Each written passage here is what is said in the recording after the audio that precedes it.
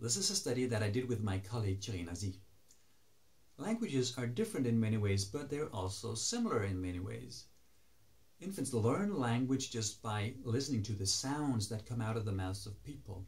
However, they have advanced processing strategies that help them organize these speech sounds in a phonetic system that is specific to their native language, and they do this basically during their first year of life. During their second year of life, infants begin to associate meaning with the sounds. They learn words. Now the task has become harder because they have to focus on both the sound and the meaning at the same time. However, infants seem to take a shortcut.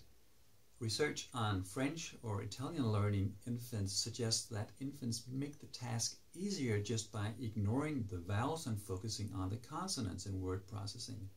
This is an interesting result because it supports a hypothesis stating that consonants are the most important building blocks of word meaning. It could be that this consonantal processing bias is innate and therefore, of course, language general. It could also be that this processing bias develops just because consonants outnumber vowels in almost all of the world's languages, and therefore the consonants carry a higher information load, and it's more useful for the infants to focus on the consonants.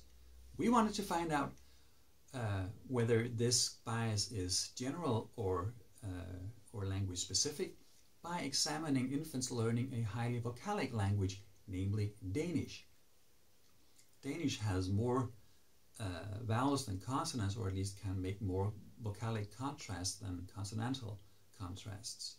So we examined word learning in 64 Danish 20-month-olds using an interactive word learning paradigm.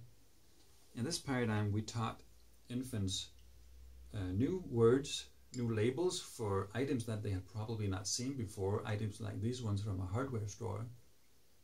These are not the actual items, I forgot them in my office, but items basically like these ones. So I would teach them 2 words at a time differing in either the consonant or the vowel. Consonantal differences could be like that between lis versus mis, and the vowel differences could be that between sil versus sil. So I would teach the child, this is a lis, do you want to play with the lis? The child would manipulate it for a little while. I would teach the name for another object differing in the consonant or the vowel, saying this is a mis, do you want to play with the mis? Then I would teach the child the name for a third object and give it the name as the same name as one of the first 2 ones, saying this is a mis. Now please give me the other mis.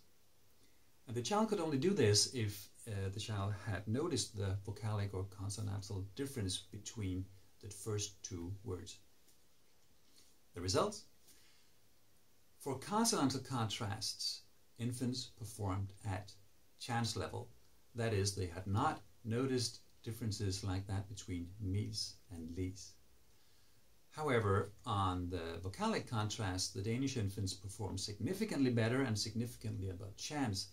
That is, they had heard and learned even subtle differences as that between sil and sil, these small vocalic differences.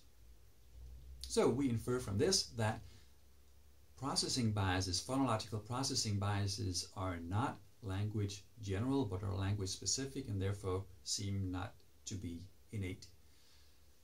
This is of course interesting from theoretical points of view in regards to language acquisition, but it also has clinical implications. For example, for hearing aid fitting, it may be that one size doesn't fit all. If you want to learn more, please read our article in Developmental Science.